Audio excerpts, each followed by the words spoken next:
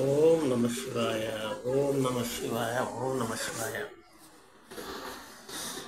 ముఖ్యముగా తెలియజేయనిది ఏమనగా, మీనరాశి వారికి ఈ మంత్ అక్టోబర్ 2 వరకు రవి పరిపాలన. రవి అంటే ఎవరు? సూర్య భగవానుడు. దీని ఫలితం ఎలా ఉంటుంది? సూర్య భగవానుడు అంటే ఆరోగ్య ప్రదాత.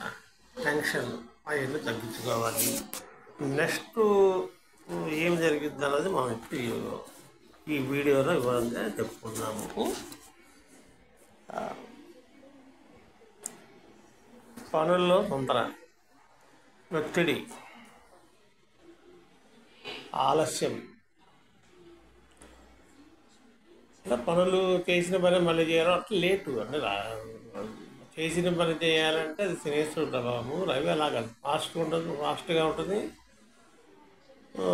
సక్సెస్ మార్గం బాగుంటుంది. ఒత్తిడి, ఆలస్యం, తూర్పు ప్రయాణం, శిరోవేదన, భయం, రాగనీతి, నిరుత్సాహం, ఆశాభంగం, శ్రమ, కోపం,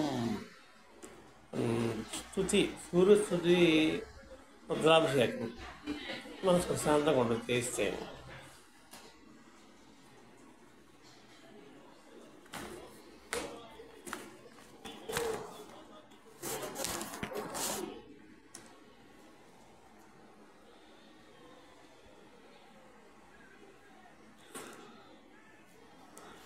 కృషి యందు అభివృద్ధి, వృత్తి వ్యాపారములో ధనలాభము, హోదాగల వ్యక్తులు పరిచయాలు, స్నేహ లాభములు, క్షేత్ర సంబంధ విషయములందు ఆసక్తి, ఉదర సంబంధమైన బాధలు ఉంటాయి, జాగ్రత్తగా ఉండాలి. నెక్స్ట్ శారీరక బాధలు, అనవసర ప్రయాణాలు, అధిక ఉష్ణ జ్వరం, అధికారుల వలన భయాందోళనలు, అనారోగ్యం, మనోదుఖం, బంధుమిత్రులతో మనస్పర్ధలు, అకాల భోజనము, ప్రయాణంలో అధిక ధన నష్టము, అధిక నష్టములు, మనస్థిమితం లేకుండా అకాల భోజనం. ఈ సెప్టెంబర్ మాసంలో మీన రాశి వారికి ఈ విధంగా జరిగేదిగా తగు జాగ్రత్తలు.